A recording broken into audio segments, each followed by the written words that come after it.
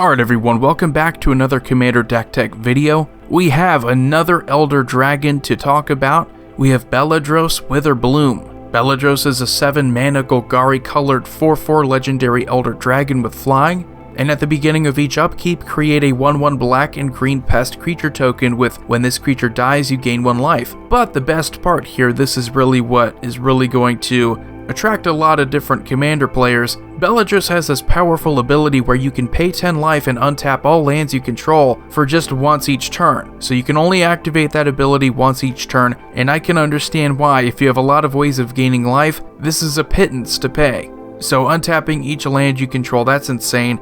And to have that on an activated ability, you can do that on any turn, by the way, if only once. So do keep that in mind. You can do this in response if you have an answer in your hand, pay 10 life, untap all your lands, and then use that mana. But what I really like about green and black in this set is that it's more about the life gain. For a long time, green and black has been about graveyard synergies. It's even been more about +1/+1 counters and even tokens at times, but this is giving you life gain. And it's more obvious than ever that that's the theme of black and green in this set, with all these different Witherbloom cards. So I have a few different categories here to start off the deck. I have some draw cards in here because card draw is important. We do have Skull Clamp. Since we're getting those 1/1 pests, it's pretty easy why. We have Cheval, Bane of Monsters. We kill a creature with a bounty counter on it. We gain 3 life and draw a card, so we get a little bit of both life gain and card draw. We have Twilight Prophet. If we have the City's Blessing, it's kind of like a better Dark Confidant, where instead of losing life off that card off the top of our deck, each opponent loses that life and we gain that life, where X is that card's converted mana cost, so it's not technically draw, but it does kind of act in that way. We have Vraska Golgari Queen, a cool planeswalker, really just in here so we can sacrifice another permanent. If we do, we gain 1 life and draw a card. Hopefully we're going to be making a ton of those pests.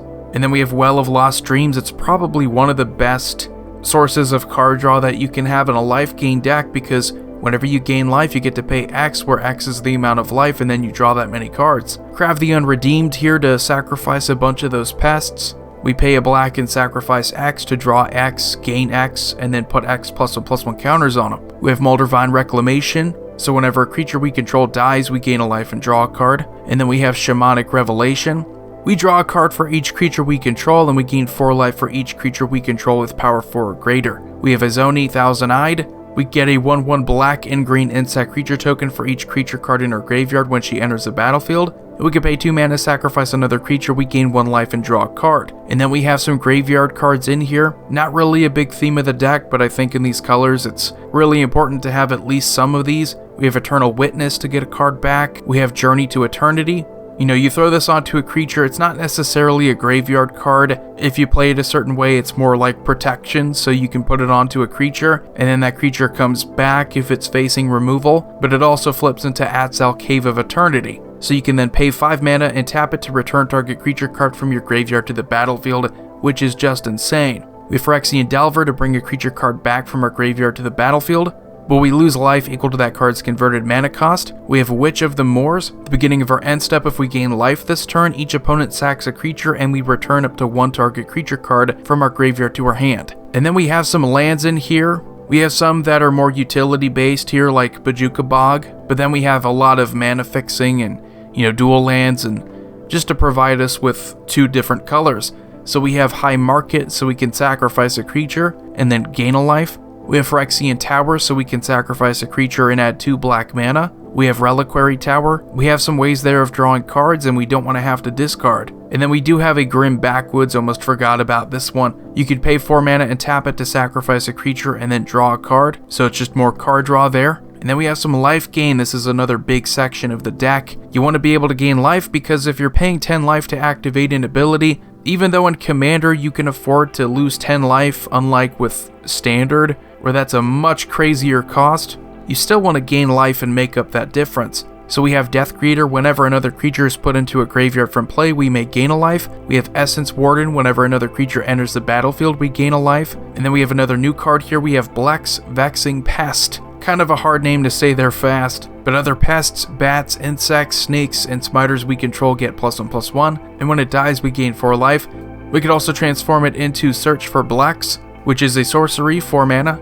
Look at the top 5 cards of your library. You may put any number of them into your hand and the rest into your graveyard, and you lose 3 life for each card you put in your hand this way. Cool thing is, we're a Lifegain deck, and this is exactly what we want to do. We want to pay life to do things. And then we have Courser of Crewfix. We may play lands off the top of our library, and whenever a land enters the battlefield under our control, we gain a life. We have Leyline of Vitality, another Essence Warden ability, but creatures we control get +1 toughness, and if it's in our opening hand, we get to put it into play. Then we have Savra, Queen of the Golgari. Whenever we sacrifice a black creature, we may pay 2 life. If we do, each other player sacks a creature. Whenever we sack a green creature, we may gain 2 life. So really just versatile there, kind of the best of both worlds.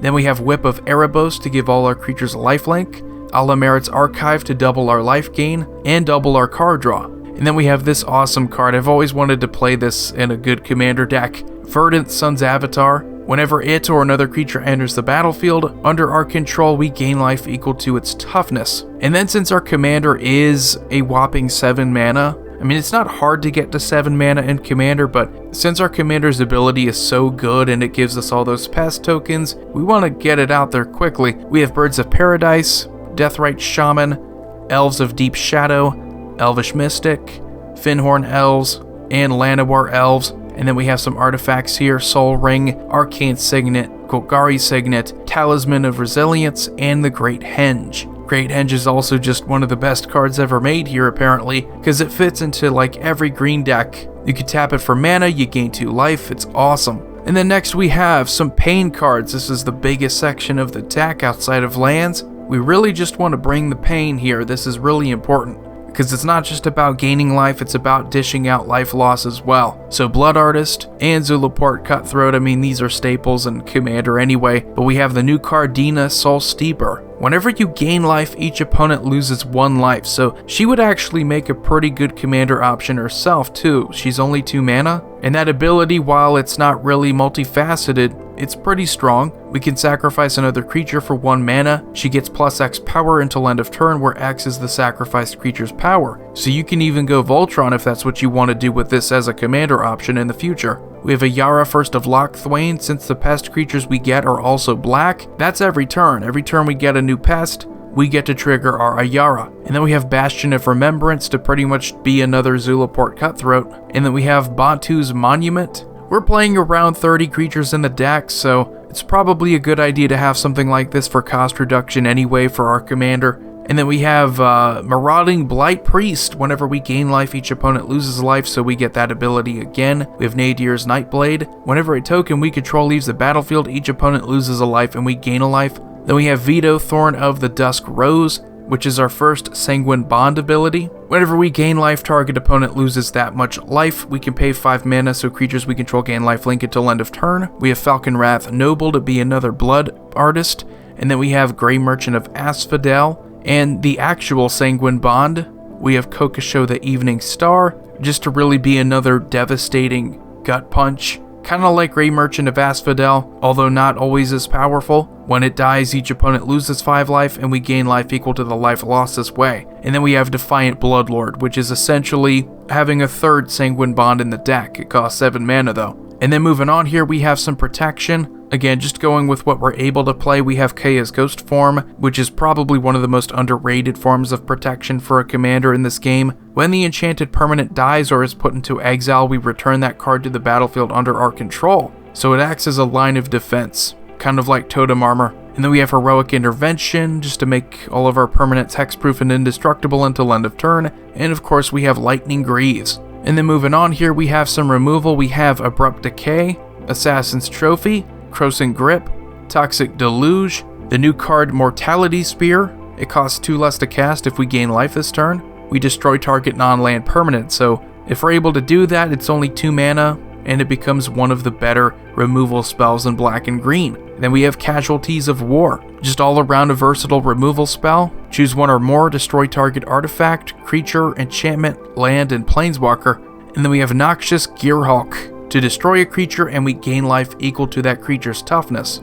And then moving on here, we do have a couple search cards. We have Demonic Tutor and 3 Visits so that we can ramp up a little bit more. And then we have some win cons.